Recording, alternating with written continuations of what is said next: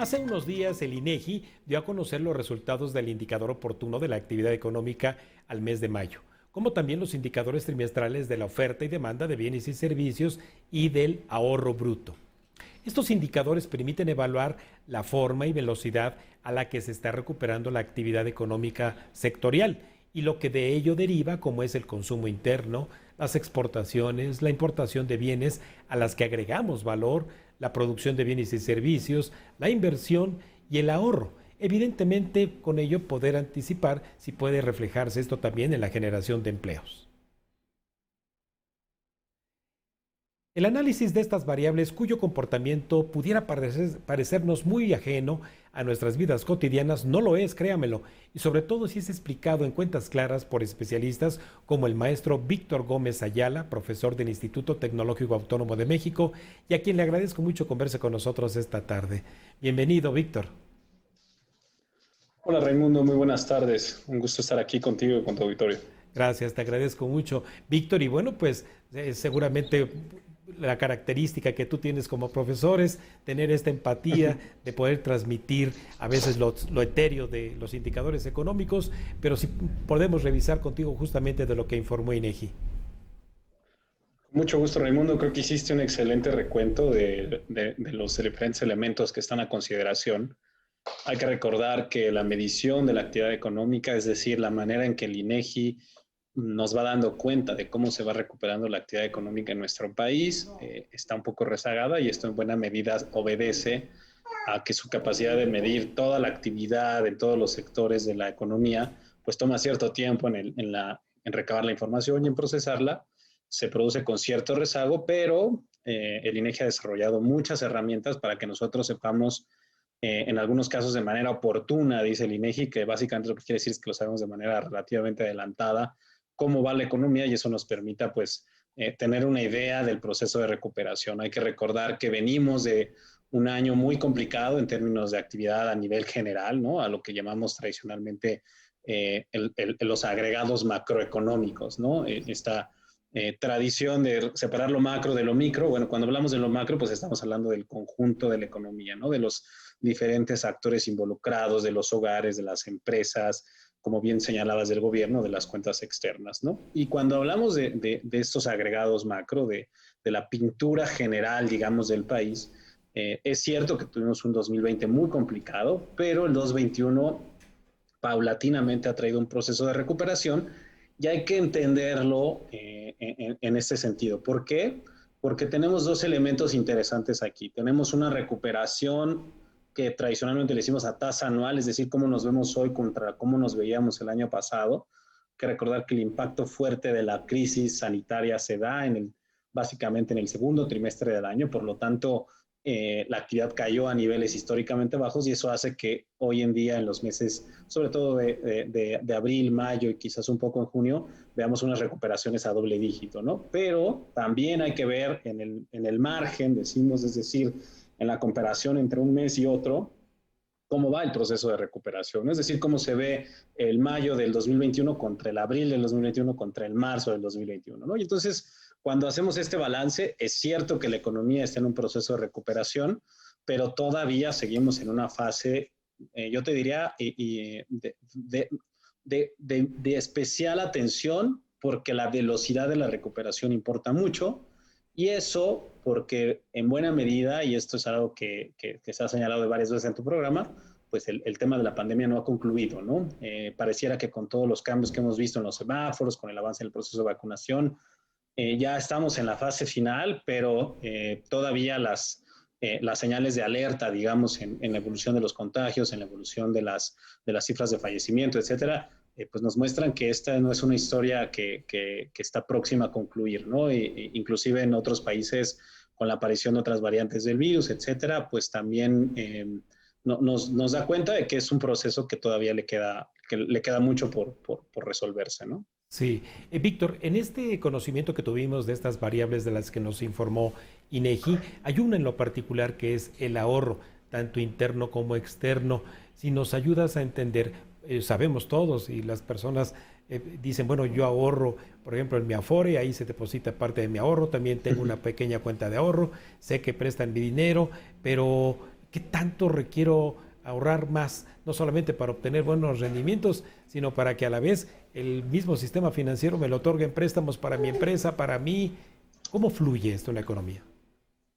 De, es importantísimo lo que señalas, ¿no? Cuando hablamos de este proceso de recuperación, uno de los elementos que más genera alerta no solo es la recuperación en general de la economía, sino por sectores, ¿no? O por los diferentes agentes económicos, le llamamos los grandes agentes, ¿no? Entonces, en nuestro país, en México, la economía es una economía que depende mucho, sobre todo del consumo.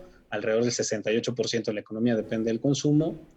Cayó un poco la actividad en el año pasado, pero es muy relevante. Y luego tienes a la inversión, que representa más o menos una quinta parte de la economía, y aquí es donde el ahorro se vuelve fundamental porque la inversión se tiene que financiar de alguna manera. ¿Por qué nos interesa la inversión?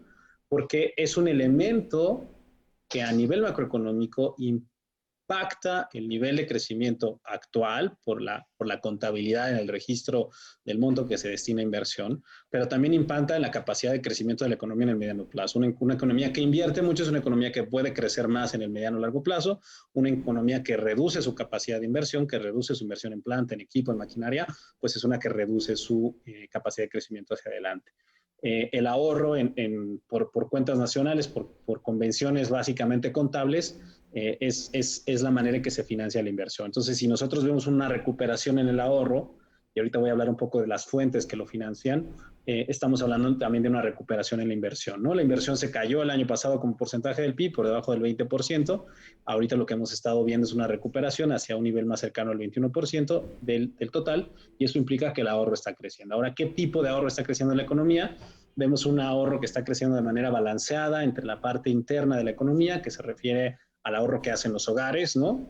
¿Qué haces tú? ¿Qué hago yo? ¿Qué hacen millones de hogares en el país? El ahorro de las empresas también es relevante, el ahorro del sector público y una parte fundamental que viene del sector externo, ¿no? Aquí la posición del sector externo, de los países con los que comerciamos, nos permiten financiar parte de esa inversión de acuerdo a los flujos que van entrando al país, ¿no? Hay una entrada de flujos, hay una salida de flujos de los mexicanos que invierten fuera, y bueno, el neto en este caso contribuye a un ahorro externo positivo, lo cual se refleja en una contribución que añade a la capacidad de inversión de la economía. Y por eso es importante prestarle atención a las cifras, que te digo, básicamente hablan de una inversión en equilibrio con el ahorro de alrededor de 20.7% del PIB.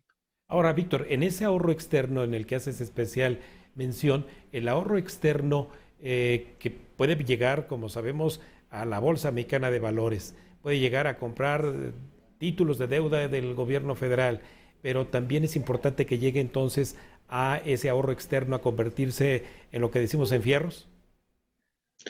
Correcto, correcto. Es importante que se convierta en fierros y en buena medida el hecho de que esté a disposición ahí ese dinero permite esa inversión en fierros, es correcto. Vemos un proceso de recuperación de la economía que todavía es tímido, digamos, en términos del ahorro externo. Estamos hablando que el año pasado básicamente tuvimos una posición del sector externo negativa y que ese proceso de recuperación donde se han recuperado las exportaciones de México hacia el exterior han permitido un poco que se rebalancee y que en lugar de que el sector externo reste al ahorro de la economía, ahora esté contribuyendo de manera positiva. Pero todavía es temprano, digamos, en el proceso de recuperación y por ello las cifras que vemos de ahorro externo de alrededor de 1.7% del PIB, pues todavía se ven tímidas para los niveles que puede alcanzar que ha podido alcanzar en años previos, ¿no? Ese ahorro externo que se manifiesta en esa llamada inversión extranjera directa, pues escuchamos que no han sido buenos estos 3 años ahí como para alentar que llegue más inversión extranjera. ¿Qué la está desanimando desde tu ángulo de análisis, Víctor? Pues mira, la verdad es que cuando lo ves a nivel sectorial, hay diferentes rubros en los cuales el flujo de inversión extranjera directa muestra cambios importantes. Hay sectores, por ejemplo, como el energético, donde se ha reducido. Hay otros como el de telecomunicaciones, donde se ha incrementado, ¿no? El análisis, digamos, no es tan directo en el sentido de que todo se ha caído, todo ha subido, es balanceado, ¿no? Hay diferentes aristas aquí. Y también si lo ves en una perspectiva regional, pues estás hablando de que hay una salida de inversión extranjera directa en todos los países de Latinoamérica, ¿no? Por ejemplo, ahí, si lo ves en perspectiva, la caída de inversión extranjera directa en un país como Brasil, que es uno de los principales receptores de flujos de este tipo de inversión en el continente, pues es alarmante, ¿no? Al grado que México en niveles quedó como el mayor receptor de flujos de inversión extranjera directa el año pasado. Sin embargo, cuando ves en perspectiva lo que se cae un país como Brasil, lo que se cae un país como México, que son los dos grandes las dos grandes economías de la región de Latinoamérica, pues te habla de que es un proceso relativamente generalizado en países de la región, y cuando lo extiendes incluso a países emergentes similares a México, en Asia, un poco en Europa, ¿no? En los países más pequeños, es un comportamiento similar, aunque hay que recordar que el proceso de reapertura y el control de la pandemia que se dio en los países asiáticos les permitió una recuperación mucho más acelerada de este indicador, como no ha ocurrido en nuestro país. Y sobre todo porque hay mucha competencia justamente por esos flujos de inversión extranjera.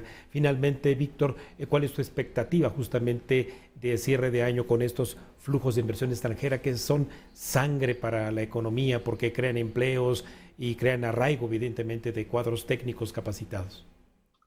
Pues mira, la verdad es que estás tocando un punto fundamental. Creo que el principal indicador que nos va a permitir entender el proceso de recuperación de la actividad económica en México este año pasa por el mercado formal. Una parte muy importante del mercado formal la podemos ver en los indicadores del empleo del IMSS, ¿no? Que parece que se han recuperado de manera relevante, aunque ha reducido su ritmo.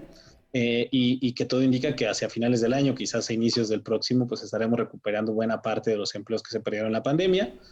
Aquí habría que complementar el análisis atendiendo a la manera en que ha crecido el sector informal en la economía, ¿no? Es cierto que se ha recuperado una buena parte del sector formal, pero la recuperación del sector informal ha sido mucho mayor, con lo cual en el balance pues tenemos una economía en general más informal de lo que era antes de la pandemia, y eso tiene un impacto, por supuesto, sobre la productividad, por supuesto, sobre la seguridad social de los trabajadores, y claramente pues va a ser un elemento a darle seguimiento, porque la ejecución de las políticas públicas que necesitamos para un crecimiento más robusto en el proceso de recuperación pasan en todo sentido por la recuperación del mercado laboral. Claro. Víctor, no sabes cuánto te agradecemos esta capacidad de síntesis, la facilidad que tienes para poder comunicar pues lo etéreo, lo difícil que puede ser estas cosas que debieran pasarnos de largo, pero que no lo son, con obviamente la explicación tan empática que haces con nosotros. Muchísimas gracias, Víctor. Al contrario, Raimundo, un gusto siempre platicar contigo, tu auditorio. Que tengas buena tarde. Te agradezco mucho, Víctor. Muy buena tarde.